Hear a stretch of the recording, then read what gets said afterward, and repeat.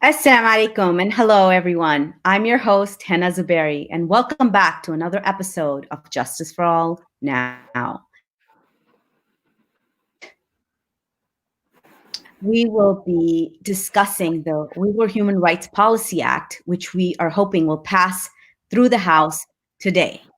The Policy Act Bill 178 places sanctions on the Chinese government and protects the Uyghurs diaspora community here in the United in we call it name of the region. The emerging testimonies of human rights act abuses have worsened.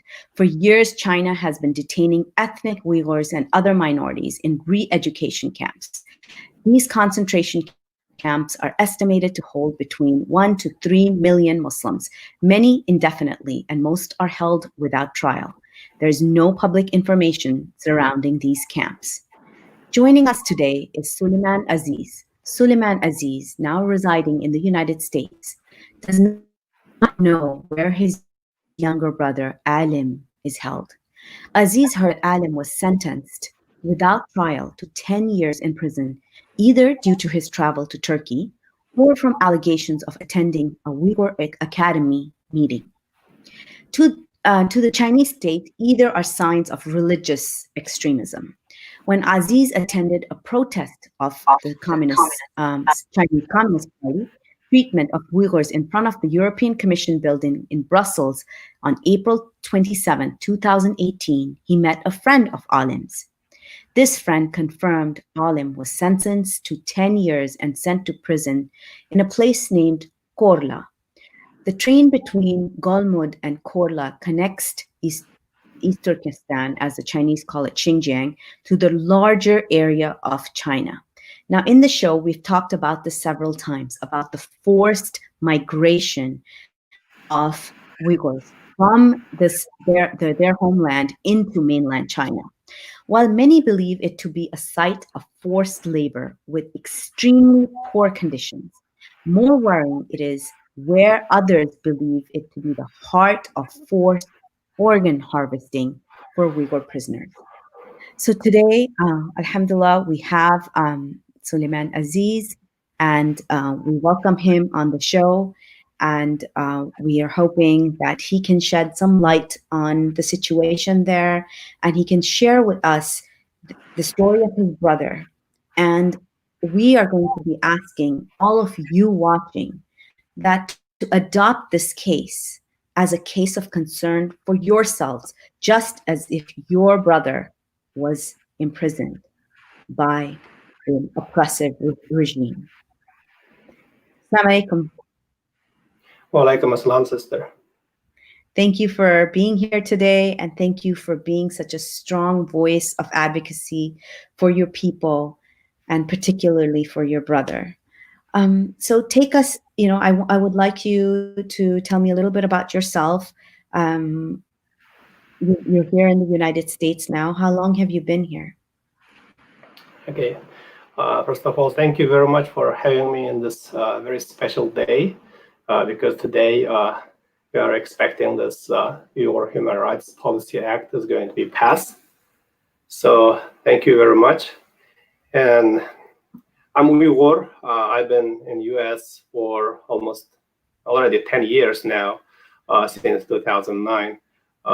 I came to University of Texas to study public health. And since then, I've been in US working as a HIV, STD, and tuberculosis epidemiologist. And recently, since last July, I moved to Virginia, working as a senior epidemiologist for suicidal prevention in US military. And another purpose to move to Virginia is I could go to Congress to meet with those politicians, talk about Uyghur issue, talk about my families. That's why I'm here.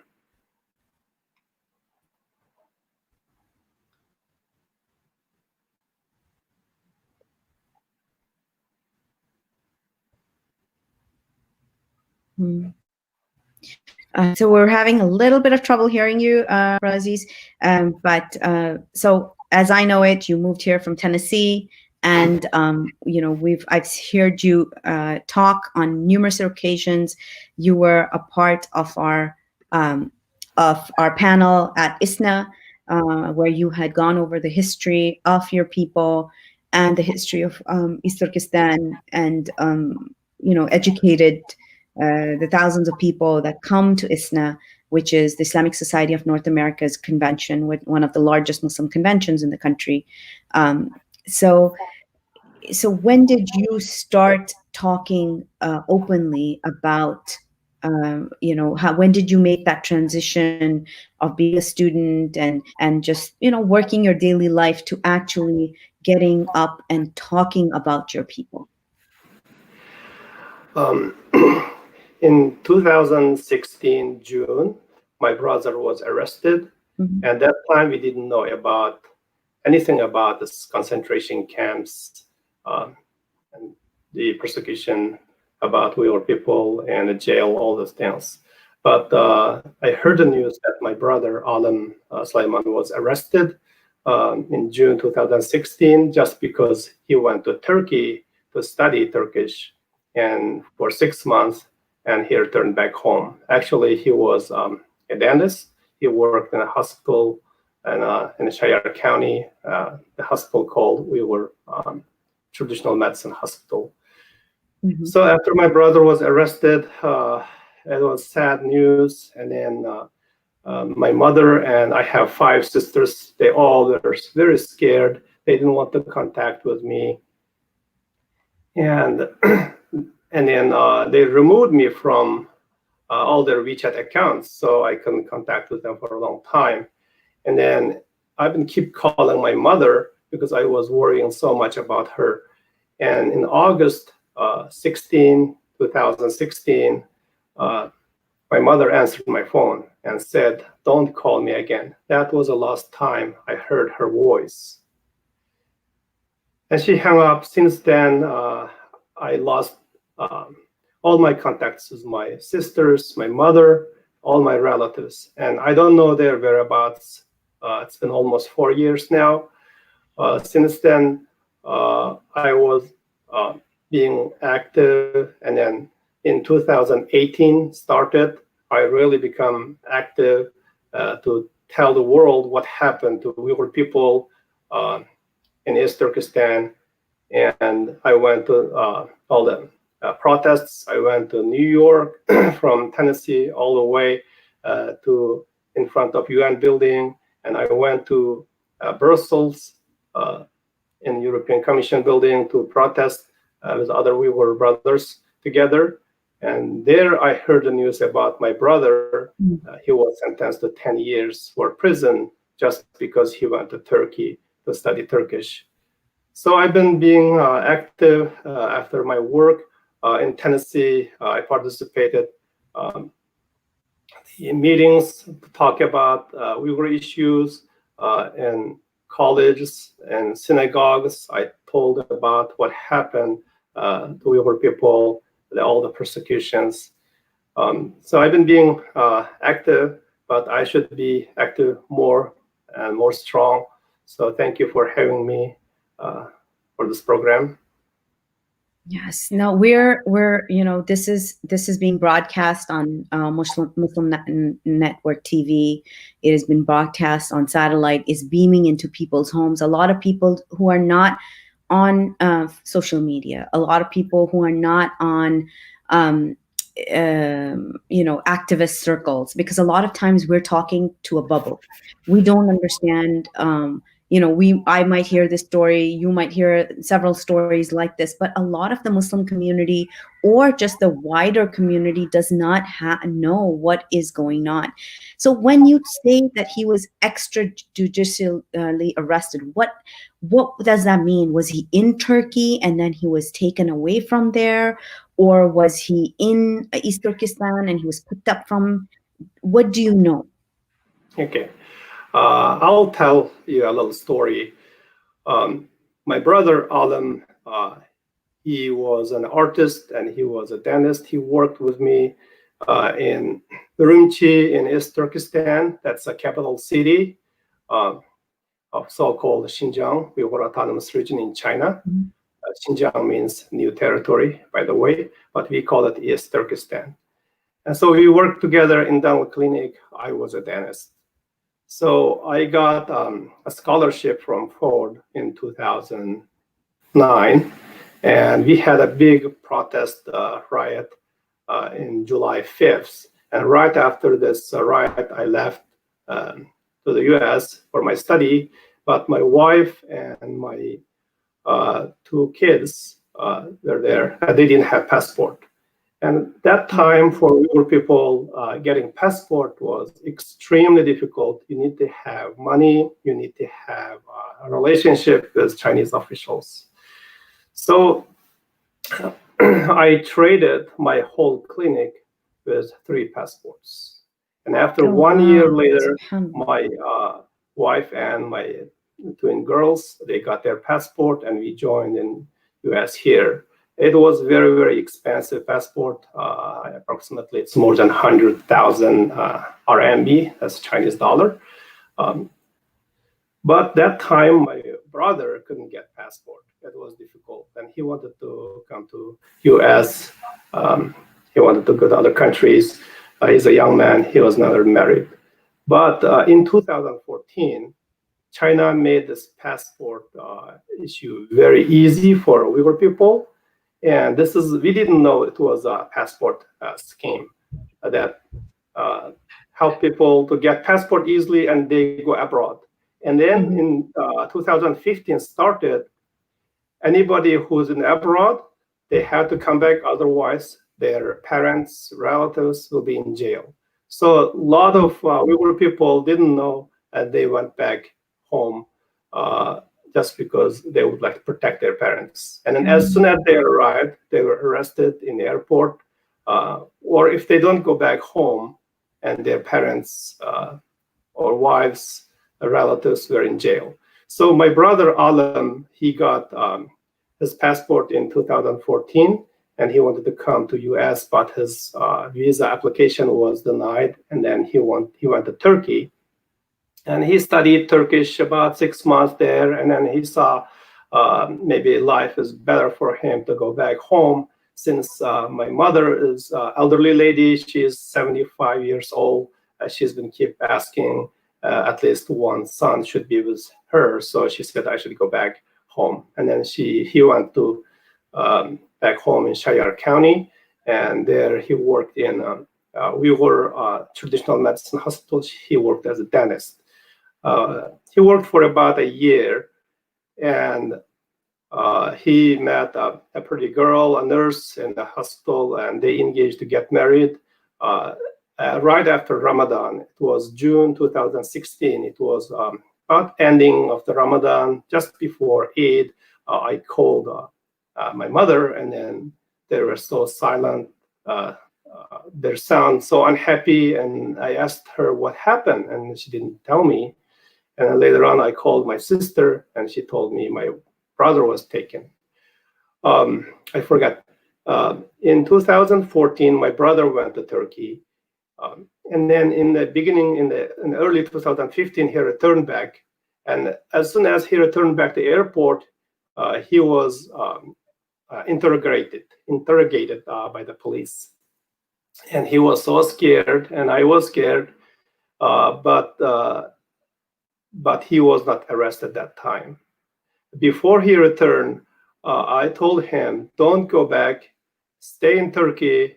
And then he bought the airplane ticket, and then I advised him not to go. And finally he returned ticket. And after 1 month later, he bought the ticket again. And I told him, don't go, because the situation is so bad. But he said I had to go back, and he went back, and he was taken. So that's the situation. A question. So this is a theme that I've heard in many interviews, is that the passports were given, and young people traveled to other countries, and then it was like a net was cast. Ease the restrictions, ease everything. People dropped their guard. they're not as vigilant anymore because they're thinking, okay, things are getting better and we're going to be allowed to travel and getting a passport is easier. But it was almost like they had cast a net, and now we're pulling all these people in who they thought might be, troublesome or so is this something that you're seeing, that this has happened to other young people across the board as well? Yes, yes, that's a trap. I call it easy passport scheme because it's been so hard for Uyghur people to get passport before 2014. I just told you that I got 3 passports for my family for whole clinic. Yeah, that's a cost. But my brother and some other people got passports so easily, and they travel, and if China asked them to come back, if they don't come back, their relatives, parents, they're all locked up. So some of them went back, and I heard the testimonials from people all over the world, and some of them went back and they were arrested right in the airport. So this is this was like planned, and we didn't know. You that. have other relatives in? I didn't know. My mother. So you have other relatives there right now? I couldn't hear. What did you say? I couldn't hear your question. I was asking, your mother is there. You have other relatives that's over there right now? Yes, I have 5 sisters and a mother, and I have some other relatives, cousins, but I don't know their phone numbers now. But I know my mother's phone number and my sister's phone number. I used to call them like every other day, sometimes every day, to my mother. So now their phone, none of their phone is working. So it says the phone is not exist. Phone number does not exist. So I couldn't call them, and I don't know what happened to them. But in the beginning of, right after my brother was arrested, I heard that the people who went Hajj was arrested as well. So I was so much worried about my mother because she went Hajj about 20 years ago with my father twice. And maybe she was locked up. I didn't know anything about it. But recently, through indirect way, I got to know that my mother was outside of the camp. She is at home. But I didn't know about my sisters at all. So I hope they're out. But I heard that one of my brother-in-law, he is a wealthy businessman in Shire County. And he also went to Hajj. He's a very good Muslim, but he was arrested, and he was also sentenced to many years in prison. Some people said 10 years, some people said 20 years. I don't know exactly how many years he was sentenced to. I have his picture as well here. I can show you. It's my brother-in-law. He has 2 kids, a son and a girl. And I don't know his son and his daughter, because many children were become orphaned after parents were locked up. So I was so much worried about my niece and my cousins, not only my sisters now.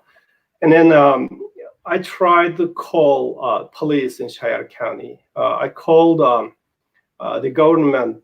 I called the hospital because 2 of my sisters work in the same hospital. One of them is a doctor. The other one is a lab technician. She works in ultrasound and EKG. So the people who answered my phone said, "This is not a hospital. This is a private phone."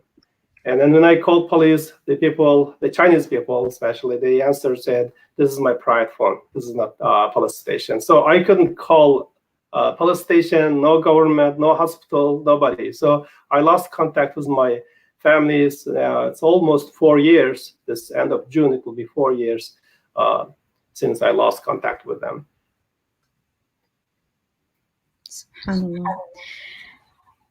And so when and it's so important as we talk that we all should know the names of these people, because a lot of times it becomes numbers. And it loses that human touch, so people don't connect. This was your brother. Tell us more about him. Tell us more about Alim, right? Alim is his name. Alam, yes. What Yes. was he like? How is he the youngest in the family? Yes, he is the youngest in the So he was family. the baby of the family. Yes, he was spoiled baby in the family. This is Tell us my about picture. Yeah, this is his picture. how I've been showing. growing up.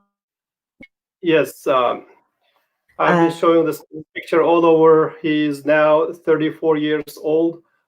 He was artist because he went to art school when he was very young. He liked to draw pictures. Later on, he interested in dentistry, so he worked with me in my dental clinic, and he learned so well because he's the artist. So he makes this dentures, the crowns, so pretty, so real, and people wanted to go to him, not me, even though he learned it from me. So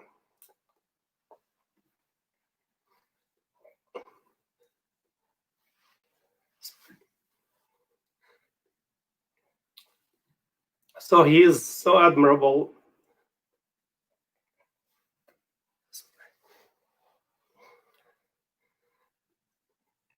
And he has not, sorry. And so I worked with him in the same clinic for almost 5 years. So we have very,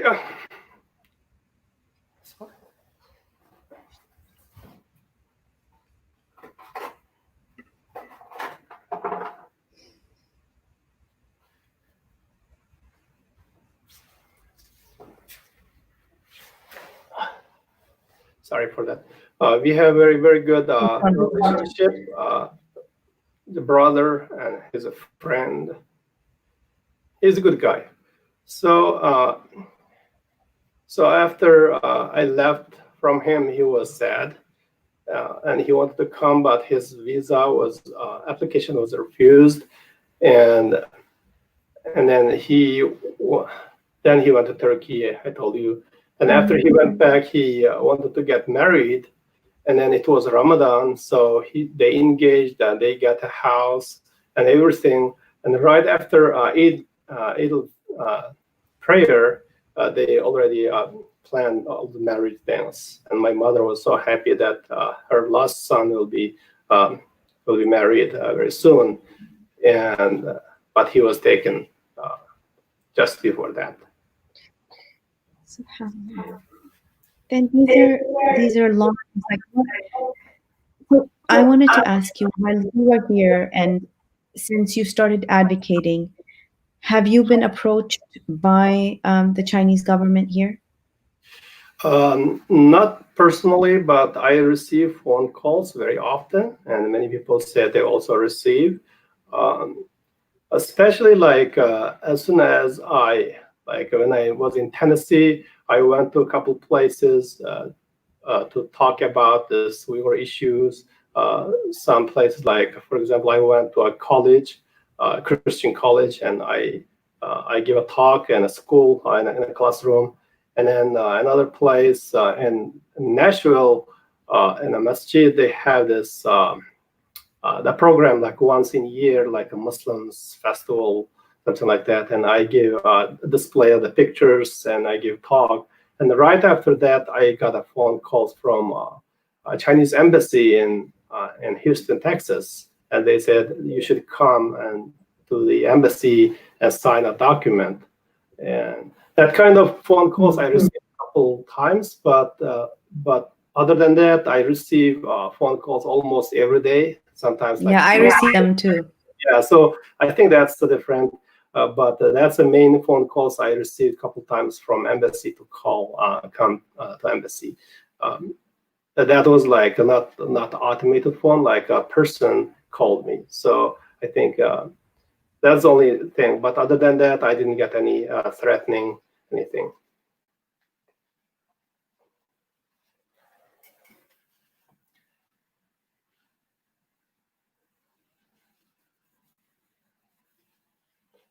Is it frozen?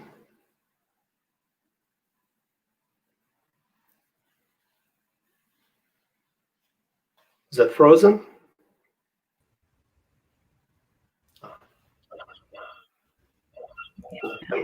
I'm sorry, guys. I've been having a rough internet day today. SubhanAllah. I was just letting you know that I also get calls from the Chinese embassy, and sometimes they tell me I've left my stuff behind and I should come and collect it.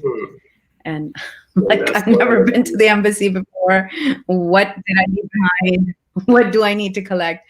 But subhanallah, it's anything that when you start pushing, but that's when you know you're pushing the right buttons, that they're listening and things are.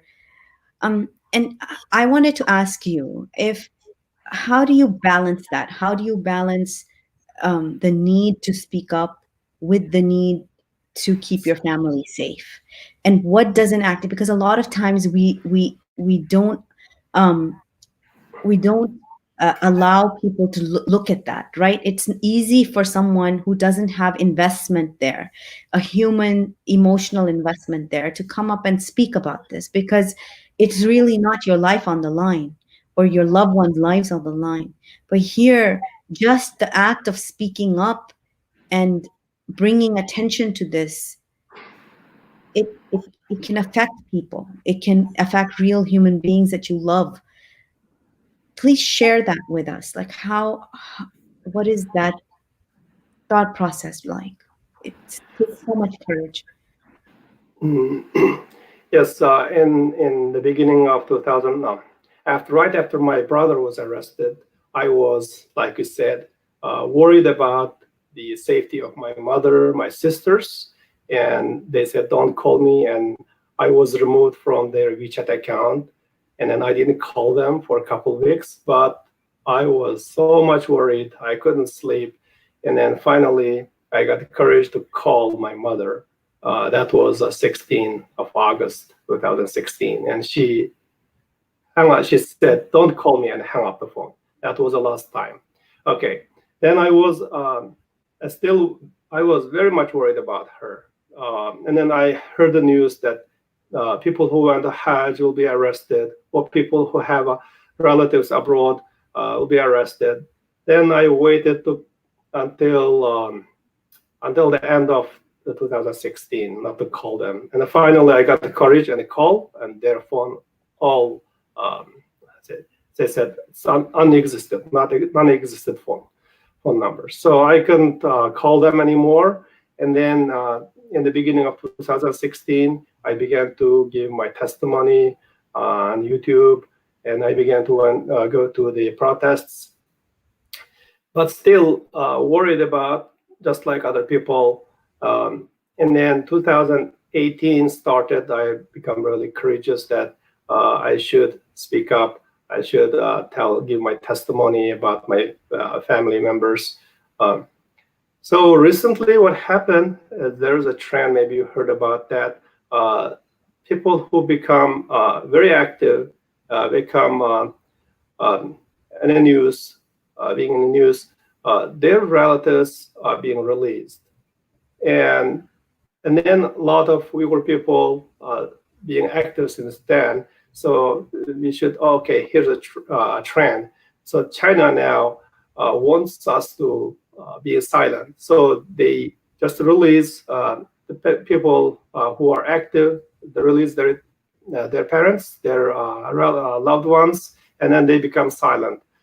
So so that's a trend. I hope China will watch this program, and hopefully they will release my brother, and hopefully I will contact with my mother and my sisters, because all of them are innocent. But there are millions of Uyghur people who are being tortured in concentration camps, in prison, in forced labor.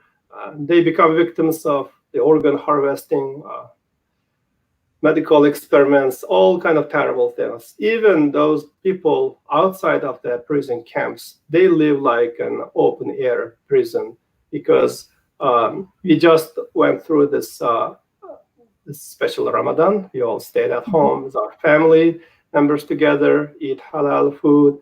But the Muslim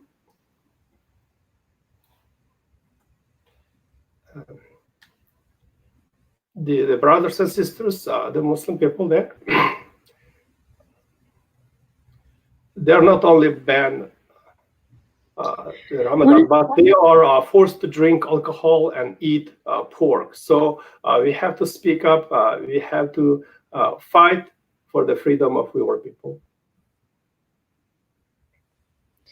And this is something that, you talked about organ harvesting, and inshallah, we have a show planned where we will be talking in detail from experts who have so a lot of people have said that this has happened to the Tibetan people and there's a movement in the Falun Gong in China that they have been doing that to them for many, many, many years. So is this another reason why Uyghurs are convinced, because this is something that is already happening there? If you could speak a little bit about that. Yes, there are a lot of news coverage that China already started this organ harvesting to the Uyghur people for many years. It has been a secret, but recently it was been published. So we knew that, and we already knew that they did the organ harvesting to the Falun Gong practitioners, Tibetans. And I heard Falun Gong practitioners, their kind of religious belief. They don't drink alcohol, they don't smoke, they don't do like all kind of terrible things. So China wants like the clean, the healthy organs. So that's why they targeted the Falun Gong practitioners. And then now they know Muslims, we don't drink alcohol, we don't smoke, we eat halal food, and then we are a good target. So, and then this organ harvesting, organ transplanting business booming in China. So now I saw the video, they said like we are selling halal organs. So they reach Muslim brothers and sisters in Middle East probably come to China to get the halal organs for another lives. So this is terrible. Things are happening. This should stop. We should tell the world what happened. We should tell the Muslim brothers. This is another Muslim brother's life. Yes, exactly. When we, when you see these ads, I mean, there's ads placed about halal human, organs. What does that even mean? How can this be halal when it's like Uyghurs on demand, halal organs on demand? Normally, anywhere in the world, if you need an organ, you get put on a list, and it takes many, many days sometimes to find a match. But here, it's because of the DNA has been already been tested. A lot of DNA samples have already been taken off the Uyghur population. And so they know exactly, they can match your DNA and match a Uyghur person's DNA, and they're all in the camps already, and just pick them up. And just hearing, like I've been to several hearings on Capitol Hill where experts describe what is taking place. And to me, it makes me sick to my stomach to think that any one of us would think that this was okay. To save our loved one's life, we would take your loved one's life and then call it halal. That is the sacred ruling that applies to both us and to you, because we're bound together by Islam. And to use Islamic terminology to justify killing and people to harvest their organs, and are now like how many reports come back when people are even released from these concentration camps, they go home and within weeks they pass away because they have been either experimented on, or they have vital organs have been removed to a point where they can't function as human beings anymore. So this is something that, to anybody who's watching, imagine if this was your family that was up for sale their organs up for sale because some rich people somewhere in the world could afford to just, swipe a credit card and buy an organ. And imagine being on that other side where you don't know whether that could be your family member, right? So this is something that, much more education needs to be done. If this is the first time you're hearing about it, I urge you to research this. There's a commission report on this. The China Tribunal has done a report, an in-depth report on this. And we will be discussing that in detail in a future show, inshallah. Brother Sulayman, one of the things that, many people first did not believe that these were the largest concentration camps since Nazi Germany. Then, activists and advocates and Uyghur rights activists, beat the drums. And for the past 2-3 years, the beating of the drums has now made it mainstream news. And we understand that the American government right now has, an agenda. Alhamdulillah, good for them. I'm glad they have an agenda because that makes the Uyghur agenda, we can use it for our benefit. Now, in that there is all of this happening, that there's a lot of concentration, lot of focus on the concentration camps. People are forgetting that many of the detainees are now moved into prisons. So yes, they might be emptying the camps out, but where are the detainees going? So, and this is something that you can talk to because this is something your brother is experiencing. Yes. So in 2016 started, China locked up millions of Uyghur people into concentration camps. And then these camps exposed to the world, and people all over the world, they're fighting for their relatives and talking about where's my relatives, or they're showing the pictures. And then China said, no, there's no concentration camp. There's no such a thing. And then recently, the news tells us that China moves the people, the detainees in the concentration camp to the prison, and they sentence them to 10 years, 20 years kind of prison sentence. And then also send a lot of young people to the labor camps. So now they said, no, we don't have these concentration camps. But the people are in prison now. They are in labor camps. And then a great portion of them already moved to other parts of China near the big hospitals. They build the prisons next to the hospitals. And then they do this organ harvestings. And these are already in the news. And I saw a picture. It was a viral last year. A brother from Qatar, he came to Beijing to get his heart transplant and then kidney transplant. He got both organs transplanted, and it was successful. Those Chinese doctors stand next to him. It was a big bunch of flowers. They were taking pictures that it was successful with halal organs. So they are doing like advertising. So people all over the world come to get this organs transplanted. So like you said, here in US, I looked at these statistics. If somebody needs a kidney, they have to wait and waiting list for at least 1 year.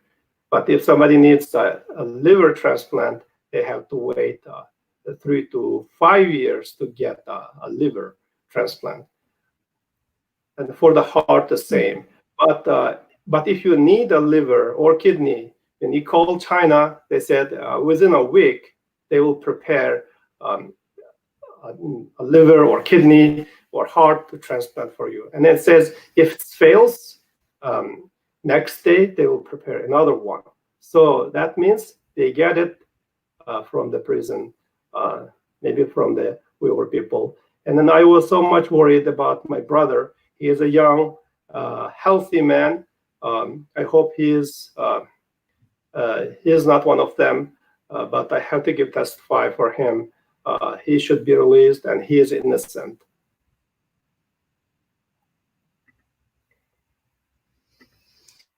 SubhanAllah. Brother Sulayman, this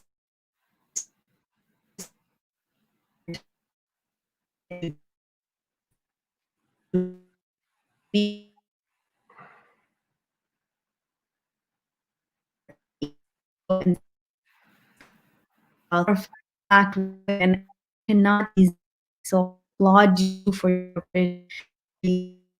prayer to adopt your brother's cause, be working, and every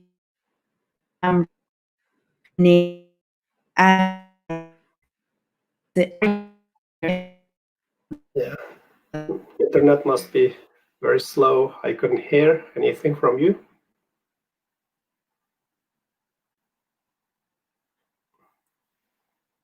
So I couldn't hear anything, any questions from you. Your internet must be very slow. Can you repeat your question again?